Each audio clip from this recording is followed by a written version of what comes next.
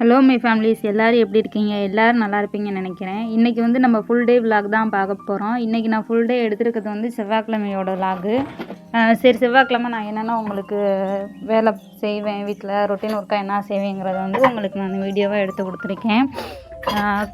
நான் ஃபஸ்ட்டு வந்து பூஜை ஜாமான் ஃபுல்லாகவே எடுத்து விளக்க போட்டுட்டேன். எப்படி வாஷ் பண்ணிடலாம் இன்றைக்கி அப்படின்ட்டு. எதனால் செவ்வாய்க்கிழமை இன்றைக்கி நான் விளக்க மாட்டேன். எதனால் செவ்வாய்க்கிழமை இன்றைக்கி விளக்குறோன்னா, காலையில் விளக்குலாம் ஏற்றிட்டேன். நான் காலையில் விளக்குலாம் ஏற்றி சாமி கும்பிட்டதுனால வியாழக்கிழமை வந்து என்னோடய பர்த்டே வருதா, அதனால் சரி விடு நம்ம இன்றைக்கி விளக்கிடலாமேன்னு சொல்லிட்டு ஊற வச்சிட்டேன். நான் எப்போயுமே வந்து இந்த பீதாம்பரியெல்லாம் யூஸ் பண்ண மாட்டேன்.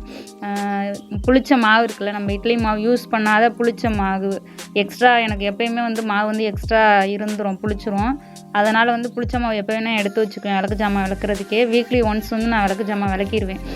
புளிச்ச மாவு நல்லா கரைச்சி விட்டு இந்த டப்பு ஃபுல்லாகவே நிரப்பிடுவேன். இதுதான் வந்து எனக்கு கரெக்டாக இருக்கும் பூஜை ஜாமான் விளக்குறதுக்கு. ஏன்னா அது முழுகணும் இல்லையா, அதனால் வந்து இதில் போட்டு ஃபுல்லாக ஊற வச்சிட்டேன். நான் விளக்கு ஜாமான் என்னென்ன இருக்கோ எல்லாத்தையுமே எடுத்து போட்டாச்சு. சரி 2 நாளைக்கு ஊறட்டும், ஒன் டே ஃபுல்லாக வந்து ஊற வச்சிடலான்னு சொல்லிட்டு 1 டே ஃபுல்லாக ஊற வச்சுருக்கேன். அதை வந்து விளக்கும் போது நான் உங்களுக்கு எடுத்து காட்டேன். அது வந்து நான் இதில் ஆட் பண்ணலை. இன்றைக்கி தான் அதை வாஷ் பண்ணணும். இன்னும் ஊறிட்டு தான் இருக்குது. இது ஃபுல்லாகவே ஊற போட்டுட்டு வந்து மற்ற வேலையெல்லாம் நான் ஸ்டார்ட் பண்ண ஆரம்பிச்சிட்டேன். இதில் வந்து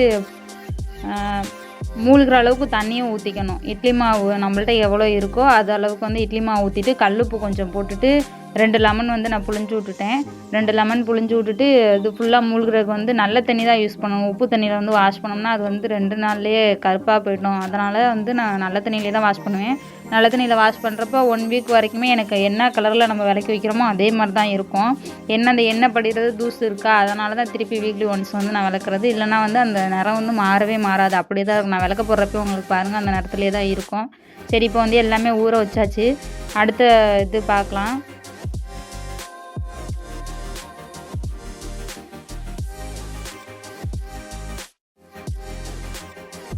யார் எதுவும் நினச்சிக்க வேணாம். நான் வந்து வீடியோக்காக வந்து இது செய்யலை. எப்போயுமே வந்து நான் வீட்டில் இதை வந்து அங்கே மாற்ற, அதை வந்து இங்கே மாற்ற, நான் வீட்டில் ஏதாவது மாற்றி செஞ்சுக்கிட்டே தான் இருப்பேன். நான் என்ன செய்கிறேனோ அதை அப்படியே வந்து நான் உங்களுக்கு விலாகாக கொடுத்துருக்கேன், அவ்வளோதான். இது எல்லாமே வந்து நான் காலையில் வாஷ் பண்ணி வச்சது. மளிகை சாமான்லாம் மீதி தீந்து போனதெல்லாம் கொட்டி வைக்கணும் இல்லையா, அதுக்காக வந்து நான் எல்லாமே காலையிலே வாஷ் பண்ணி கட்டில் காய வச்சு கமுத்து வச்சுட்டேன். தம்பிங்க போனதுக்கப்புறம் எல்லாமே கமுத்து வச்சதுக்கப்புறமேட்டுக்கு நல்லாவே காஞ்சிச்சு. அதுக்கப்புறம் ரஃபாக போட்டு ஒரு துணியில் போட்டு தொடச்சிட்டு எல்லாத்தையுமே கொட்ட ஆரம்பிச்சிட்டேன். எல்லாம் ஃபில்லப் பண்ணி வச்சுட்டு நம்ம அடுக்கிறத பார்க்கலாம்.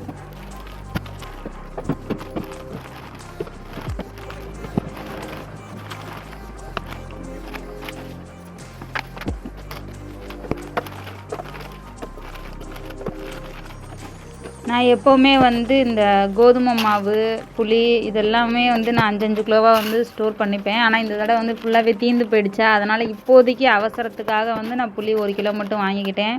கமெண்ட்டில் நான் புளி கூட இவ்வளோ தான் வாங்குவீங்களான்னு கமெண்ட் பண்ண வேணாம். நான் எப்போவுமே மொத்தமாக மளிகை ஜாமான் வந்து நம்ம வருஷ ஜாமான்னு சொல்லுவோம் இல்லையா, அது மாதிரி வாங்கி வச்சுப்பேன். மிளகு, ஜீரகம், கடுகு, வெந்தயம், புளி, வரமிளகா, மிளகாத்தூள்லாம் அரைச்சி வச்சுப்பேன். இப்போ எல்லாமே முடிஞ்சு போச்சு.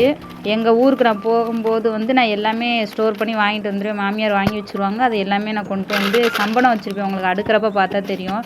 அதில் வந்து நான் ஃபுல்லாகவே எல்லாமே ஒன்றுக்கும் ஒவ்வொன்று. புளிக்கு மட்டும் பிளாஸ்டிக் யூஸ் பண்ணுவேன். ஏன்னா சில்வரில் வைக்கக்கூடாதுன்னு சொல்லுவாங்க. அது எதனாலும் தெரில, பொத்துக்குமா என்னான்னு எனக்கு சரியாக தெரியாது. புளி மட்டும் பிளாஸ்டிக் வாளியில் வச்சுட்டு மற்றது எல்லாமே மளிகை ஜாமான் ஃபுல்லாகவே செட்டாக அவங்க எனக்கு வாங்கி கொடுத்துருவாங்க.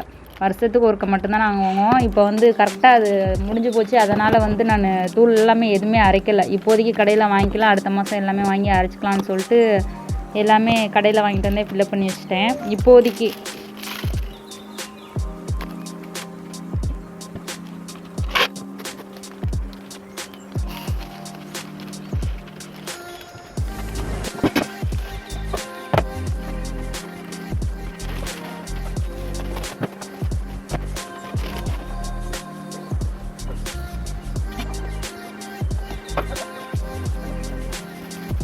இந்த 2 சம்பளம் வச்சுருக்கேன் இல்லையா, அதில் வந்து நான் வந்து கோதுமை மாவு ஒன்றும் மற்ற மளிகை சாமான் எக்ஸ்ட்ரா சொன்னேன் இல்லையா, இந்த மிளகு, ஜீரகம், வெந்தயம், இதெல்லாம் வந்து கடுகு இதெல்லாம் வந்து நான் இன்னொரு சம்பளத்துலையும் போட்டு ஸ்டோர் பண்ணிக்கிட்டேன். இதில் வந்து எக்ஸ்ட்ரா மளிகை ஜாமான் டப்பா இல்லாததெல்லாம் வந்து நான் இதில் எக்ஸ்ட்ரா இருக்கிறது போட்டு வச்சுக்கிட்டு அப்புறம் டப்பா வாங்கிக்கலான்னு. எனக்கு வந்து சில்வர் வாங்கி யூஸ் பண்ணணுன்னு தான் ஆசை. சரி நம்ம இப்போ ரெண்ட் ஹவுஸில் தானே இருக்கோம், நம்ம வந்து சொந்தமாக வீடு கட்டிட்டு அதுக்கு ஏற்ற மாதிரி வந்து நம்ம வாங்கி வைக்கணும் அப்படிங்கிறக்காக தான் நான் பிளாஸ்டிக் யூஸ் பண்ணுறேன். எனக்கு வந்து பிளாஸ்டிக் வந்து பிடிக்காது. இது வந்து கொஞ்சம் கொஞ்சமாக கூட வாங்கி நம்ம யூஸ் பண்ணலான்னு தான் நினப்பேன். ஆனால் வந்து எனக்கு ஸ்லாப் வந்து குட்டி உண்டாக இருக்கும், உங்களுக்கு பார்த்தாலே தெரியும். நான் வந்து தர்மாக்கோல் வச்சு அதை வந்து ஹைட் பண்ணி ஒவ்வொரு கிலோ டப்பாலாம் மேலே வச்சுட்டு கீழே வந்து குட்டி குட்டி டப்பா நம்ம வந்து கொஞ்சமாக யூஸ் பண்ணுற கடுகு ஜீரகம் அதெல்லாம் வந்து நான் கீழே வச்சுருக்கிறேன். இது ஃபுல்லாக ரெண்டல் ஹவுஸ் தான். நான் எப்படி வச்சுருக்கேன்னு பாருங்கள். நான் வந்து ஒரே ஆள் மட்டும்தான் அந்த கிச்சனில் வந்து நிற்க முடியும். இங்கிட்டு திரும்பி காலையில் பரபரப்பாக தம்பிக்கு சமைக்கிறப்ப கூட எனக்கு அவ்வளோ டென்ஷன் வரும். இங்கிட்டிலேருந்து இங்கிட்டு திரும்பினோம்னா இடிக்கும், இங்கிட்டிருந்து இங்கிட்டு திரும்பினோம்னா இடிக்கும். என்ன பண்ணுறது, நம்ம ரெண்ட் ஹவுஸில் இருக்கோமே, நம்ம எதுவும் பண்ண முடியாது. இப்போ நம்ம சொந்த வீடுனா நம்ம எதாவது ஆல்ட்ரேஷன் பண்ணிக்கலாம், நிற்க முடியல அப்படின்னு. நம்ம ரெண்டல் ஹவுஸில் இருக்கோமா, எல்லா கிச்சனுமே இப்படி தான் இருக்கும் குட்டி குட்டியாக, வேறு வழி இல்லை. அதுக்கேற்ற மாதிரி நான் வந்து என்னை மாற்றிக்கிட்டேன். நான் வந்து பாத்திரம் வந்து நிறையா யூஸ் பண்ணுவேன். அந்த கிச்சனில் வந்து எவ்வளோ வைக்க முடியுமோ, என்னால் டப் பண்ணி வைக்க முடியுமோ அவ்வளோக்கு நான் வச்சுட்டு மற்றது எல்லாமே பரனில் கட்டி நான் மேலே போட்டுட்டேன். பார்ப்போம், நம்மளுக்கும் சொந்த வீடு அமைகிற வரைக்கும் தானே, அமைஞ்சதுக்கப்புறம் நம்ம இன்னும் நல்லா வீடியோ போடலாம் அப்படின்னு நான் நினச்சிப்பேன். என்னோடய வருத்தமே வந்து இதுதான் எப்பயுமே. பார்ப்போம் நம்ம இப்படியேவா இருக்க போகிறோம் அப்படின்ட்டு. ஃபுல்லாக வந்து மளிகை சாமான் எல்லாமே அடிக்கிட்டேன். அவங்களுக்கு வந்து நான் ஸ்பீடாக தான் கொடுத்துருக்கேன். ஏன்னா 10 நிமிஷத்தில் ஒரு விளாக் போட்டால் தான் நல்லாயிருக்கும் அப்படிங்கிறதுனால. இது வந்து கிட்டத்தட்ட ஒரு 2 மணி நேரத்து இதை வந்து சுருக்கி நான் 10 நிமிஷத்துக்கு கொண்டு வந்திருக்கேன். அதனால் வந்து ஸ்பீடாக தான் வரும். எப்பயுமே மதர்ஸ் கார்லிக்ஸ் வந்து இந்த ஒயிட்டில் வாங்கிட்டு வர்றவர் சாக்லேட் ஃப்ளேவர்னு தெரியாமையே வாங்கிட்டு வந்துட்டார். நானும் அது தீர்ந்து போச்சேன்னு சொல்லிட்டு பழசு வந்து தீர்ந்து போச்சு பாக்ஸு அப்படின்னு சொல்லிட்டு புது பாக்ஸ் எடுத்து ஓப்பன் பண்ணி பாலில் கொட்டுறேன். அப்போ தான் வந்து சாக்லேட் ஃப்ளேவர். என்னங்க அது மாதிரி பார்க்கலையே அப்படின்னதுக்கு, நான் பார்க்கலன்னு மறந்துட்டு வாங்கிட்டு வந்துட்டேன் அப்படின்ட்டார். என்ன பண்ணுறேன்னு சொல்லிட்டு அதை குடிச்சு பார்த்தா எனக்கு சாக்லேட் ஃப்ளேவர் பிடிக்கவே இல்லை. என்ன பண்ணுறதுன்னு சொல்லிட்டு பசங்களுக்கு ஆற்றி கொடுத்தா அவனுங்களுக்கும் சுத்தமாக பிடிக்கவே இல்லை. என்ன பண்ணுறது, இனிமேல் நம்ம தான் குடிச்சா அவனு வேறு வழி இல்லைங்கிற மாதிரி கொட்டி ஃபில்லப் பண்ணி மேலே வச்சேன். அதில் மேலே வந்து தம்பிங்களுக்கு தனியாக ஹார்லிக்ஸ் வந்து வச்சுருப்பேன். எனக்கு தனியாக ஹார்லிக்ஸ் வந்து வாங்கி கொடுத்துருவோம், எனக்கு தனியாக நான் வச்சுப்பேன். அரிசி ட்ரம்மில் வந்து அரிசி வந்து நான் எப்போவுமே சில்வரில் தான் யூஸ் பண்ணுவேன், 10 கிலோ அது வச்சுருக்கேன். அதுக்கப்புறம் பக்கத்தில் வந்து சில்வர் பாத்திரத்தில் தண்ணி யூஸ் பண்ணுவேன். பக்கத்தில் தவளைப்பானம் வந்து டெய்லி சமைக்கிறதுக்காக டெய்லியும் ஒன்று பிடிச்சி வச்சுருப்பேன். மற்றது குடிக்கிறதுக்கெலாம் இங்கே ஹால்லேயே நான் வச்சுப்பேன். இது வந்து சமைக்கிறதுக்கு மட்டும்தான். கல்லுப்பு ஜாடி, இந்த உப்பு ஜாடி எல்லாமே இப்போதைக்கு நம்ம உப்பு ஜாடி வாங்கி வச்சுப்போம்னு சொல்லிட்டு சின்னதாக வாங்கி ஒரு கிலோ ஒன்று குட்டி குட்டியாக வந்து தூள் உப்பு கொட்டுறதுக்கு வச்சுருக்கேன். அங்கிட்ட வந்து இடிகல், கத்தி, நைஃபு, லைட்ரு, குட்டி குட்டி ஸ்பூனு எப்போயாவது தேவைப்படுறது மட்டும் நாங்கள் வச்சுருக்கேன். 3 எண்ணெய் வந்து நான் யூஸ் பண்ணிப்பேன். ரேஷனில் கொடுக்குற பாமாயில் வந்து காய்ச்சி புளி போட்டு உப்பு போட்டு காய்ச்சிப்போம் பார்த்தீங்களா, அது வந்து காய்ச்சி வச்சுப்பேன். சன்ஃப்ளவர் ஆயில், நல்லெண்ணெய், இது 3 நான் வந்து யூஸ் பண்ணுவேன். பக்கத்தில் வந்து சக்கரை வந்து அடிக்கடி எடுக்கிறோம் இல்லையா, மேலே வந்து பிளாஸ்டிக்காக தெரியக்கூடாதுன்னு சொல்லிட்டு அது பக்கத்துலேயே வச்சுக்கிட்டேன் சக்கரையும். இது வந்து லெமன் ஊறுகாய் வந்து நான் போட்டு வச்சுருக்கேன். அது வந்து தாளிப்பு கொடுக்கணும். அதுக்கு மேலே வந்து நம்ம வெஜிடபிள் கட் பண்ணுவோம் இல்லையா, அது வந்து தேக்கு கட்டை, அது எனக்கு ரொம்ப பிடிச்சிருக்கும். அதை நான் அந்த சைஸுக்கு வந்து கட் பண்ணி வச்சுருக்கேன். நான் ஃபுல்லாக வந்து எப்படி சொல்கிறது, ஃபுல்லாக எப்படா இவனுங்க போவானுங்க விளையாட்டு ஜாமெல்லாம் அடுக்கி வச்சுட்டு நம்ம வேலையை பார்ப்போம்னு நினச்சா என் குட்டி வாண்டு வந்தையுமே எல்லாம் தூக்கி கழிச்சு போட்டுட்டாங்க. அதுக்கப்புறம் என்ன பண்ணுறது, வேறு வழி இல்லைன்னு சொல்லிட்டு விளையாடுறான்னு சொல்லிட்டு எல்லாத்தையும் எடுத்து வச்சுட்டு திருப்பி நான் வேலையை கொஞ்சம் ஒரு 1/2 தான் நான் உட்கார எனக்கு டைமே கிடைக்கும் டெய்லியுமே. ஏன்னா தம்பிங்களை வந்து மேனேஜ் பண்ணுறது நான் மட்டும்தான். மாமா எந்த விஷயமே அவர் வந்து குளிச்சுட்டு வேலைக்கு போகிறதுக்கு தான் அவருக்கு சரியாக இருக்கும்.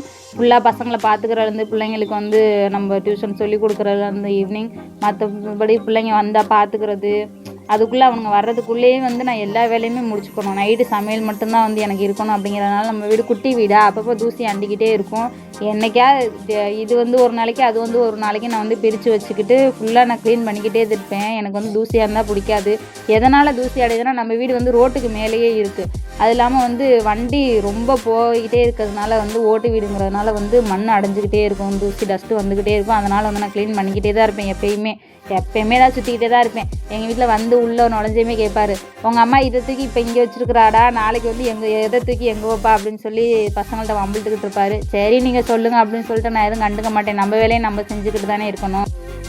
திரும்பவும் எதுக்கு இந்த வீடியோ திருப்பி வருதுன்னா, வாய்ஸ் ஓவர் கொடுக்க முடியல. ஏன்னா ரொம்ப சுருக்கிட்டே எடிட்டிங் பண்ணிட்டேன்னா திருப்பி அதை வந்து நம்ம இது பண்ணோம்னா திருப்பி ஃபஸ்ட்லேருந்து வரணும். அப்புறம் எடிட்டிங் பண்ண டைம் ஆகிடுன்னு சொல்லிட்டு தான் திருப்பி இதை கொடுத்துருக்கேன். வேறு எதுவும் நினைக்க வேணாம்.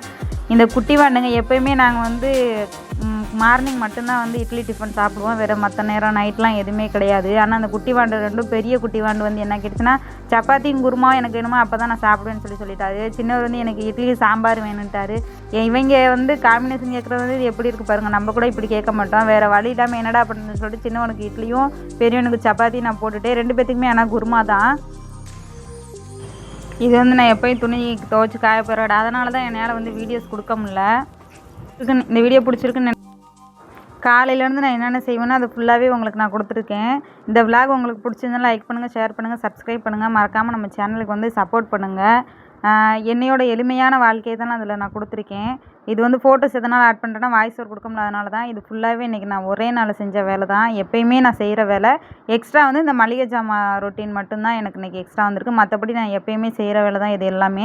துணி துவைச்சி காய வைக்கிறது அந்த விலாக்லாம் என்னால் கொடுக்க முடியாது. ஏன்னா அது வந்து மெயின் ரோட்டு மேலேயா, ரோட்டு மேலே வந்து துணி காய போடுறப்ப ஸ்டாண்ட் வச்செல்லாம் எடுக்க முடியாது. அது மாதிரி அடுப்பில் சமைக்கிறதுமே என்னால் எடுக்க முடியல. ஏன் அடுப்பில் சமைக்கிறது இல்லையான்னு கேட்காதீங்க. அடுப்பில் நான் வந்து சமைப்பேன். ஆனால் அதை வந்து என்னால் வீடியோ எடுக்க முடியாது. எதனாலன்னா ரோட்டு மேலே வண்டி போய்கிட்டே இருக்கும். என்னடா அந்த பொண்ணு ஸ்டாண்டு வச்சுருக்குன்னு சொல்லி பார்ப்பாங்கன்னு சொல்லிட்டு நான் எடுக்கிறதில்ல. சாரி, மன்னிச்சுக்கோங்க. அது வந்து நிறையா பேர் வந்து அடுப்பில் சமைக்கிறது வந்து வீடியோ கேட்குறீங்க. இதனால தான் என்னால் கொடுக்க முடியல. Sorry friends. இந்த வீடியோ பிடிச்சிருந்துச்சுன்னா லைக் பண்ணுங்கள். பாய். நாளைக்கு வீடியோவில் பார்க்கலாம்.